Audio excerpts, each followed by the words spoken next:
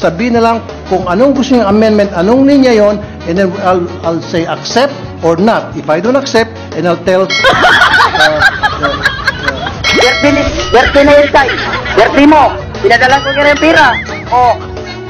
Welcome to legislative work, Mr. President. No. Under Philippine law, there is a difference between residence and domicile.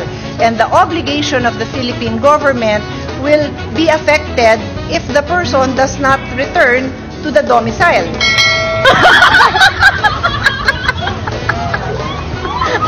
Okay, kung saan siya babagsak at never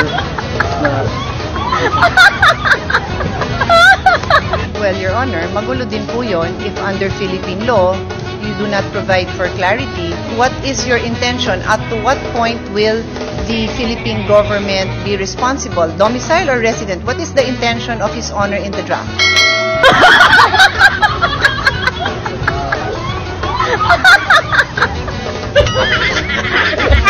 Ang unggoy. Minom na tubig. What did His Honor say? Place of residence? Place of permanent residence? What was the statement made?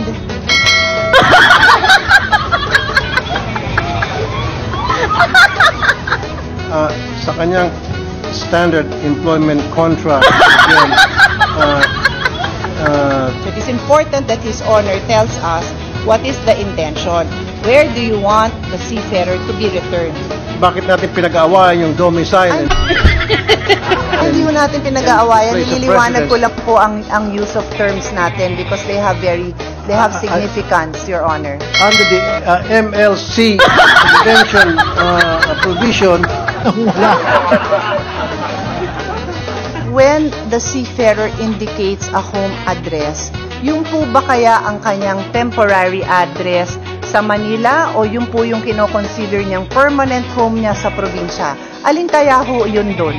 At anong nakalagay doon? Domicile. Wala naman nakalagay doon home address. Nakalagay doon domicile. Huwag mo kayo magagalit. Sorry po. Sorry. Kasi No, ho, I'm not mad. may legal I'm not differences mad, Your po Honor. yun. But- Ayoko kong malito ang gobyerno.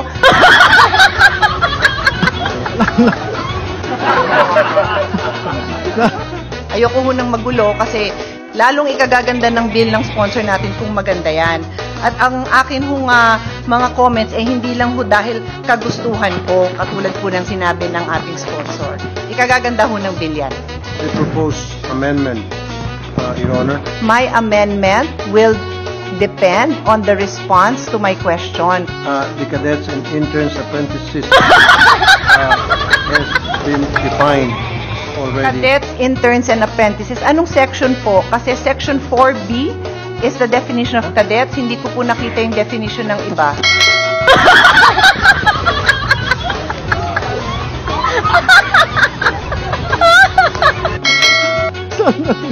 Sandali lang. Lahat po yun, tatanggalin nyo, ha? Yes. The students you are referring to are all cadets. They're all cadets. Your Honor. Mga netizens. Di ba yung Nike? Paano ba ka na Nike? So ano pong ibig niyo sabihin sa discrimination against medical condition? The actual phrase is health status or medical history. What's the health status, Your Honor? Yes, Your Honor, I am explaining. Okay. Sorry po. Sorry. I read the whole provision. It states DOH accredited medical facility by authorized government medical practitioners. What does that mean? I accept removing the word by authorized, by government, the word government. And that is the confusing part, Your Honor. I'm sorry. I have not By made an authorized medical practitioners, Your Honor. I can make the amendment if His Honor would like me to help. Seafarers, go ahead. Do the amendment, Your Honor.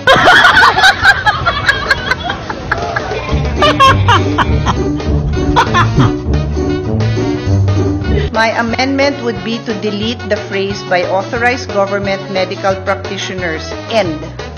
such that the whole sentence would read, all payment of seafarers shall be performed only in DOH accredited medical facilities following the standards set by DOH. I accept. There is no objection to the sponsor. Amendments approved. That's why magdadalawang isip ka, just like Mig Subiri who has a black belt, magdadalawang isip ka makipagsuntukan. Pero kung yun ang gusto nyo, pwede namin ilagay. Alang-alang po sa inyo. Huwag po kayo mag-amend alang-alang sa For akin. purpose of clarity. Kung saan ho tingin nyo na mas maliwanag. But we can accept your amendment. I did not make an amendment yet, Your Honor. I was just asking a question. I just don't want that when it leaves the halls of Congress, later on, for example, our expert in TESDA will say, hindi nga job mag-certify, ba't kayo nagpapa-certify dyan? So that's why the intention of the legislative body should be very clear, and that must come from the sponsor. Kung gusto nyo po, maglatag na po ng banig dito. Sa unan.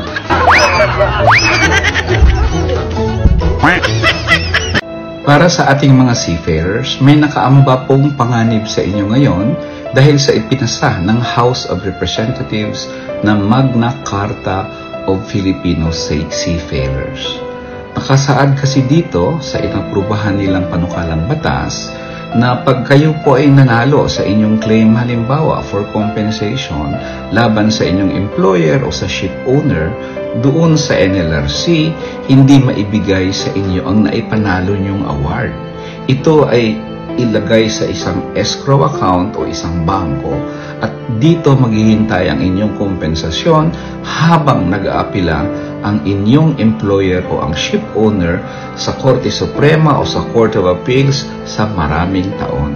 Sa ngayon kasi, ang batas nagsasabi na pag nanalo ang isang seafarer o isang manggagawa for that matter sa NLRC para sa kompensasyon ng anumang na injury na nasuffer niya during employment o kaya iba pa mang benepisyo, ito ay maibigay sa kanya matapos siyang manalo sa NLRC.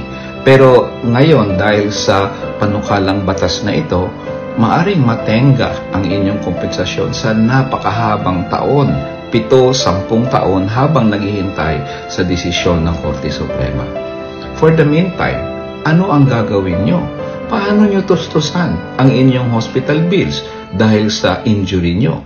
Paano nyo suportahan ang inyong pamilya? Wala kayong empleyo dahil injured nga kayo. Malaking bagay sana ang naipanalo niyong kompensasyon doon sa NLRC dahil sa injuries niyo halimbawa, pero ngayon maaring mawala ito dahil sa escrow provision na nilagay ng House of Representatives. Kaya nananawagan kami sa Senado na kung saan nandyan ngayon pending ang panukalang batas na sana naman huwag nilang ibalik o ilagay ang escrow provision na iyon.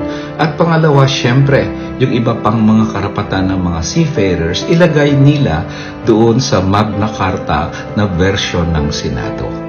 Yun ang ating panawagan sa ating mga senador at yun din ang panawagan natin sa mga seafarers. Sana naman publicly express natin sa Facebook, sa TikTok o ano pa mang mga deklarasyong pampubliko ang ating pagtutol dito sa escrow provision na ito dahil anti-seafarers ito.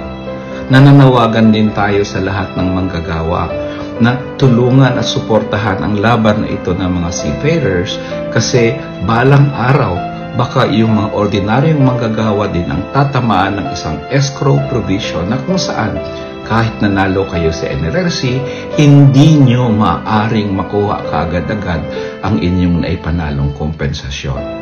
Ang laban ng seafarers ay laban ng ating mga manggagawa. At ang laban ng seafarers at ng ating mga manggagawa ay laban ng mamamayang Pilipino. Maraming salamat po.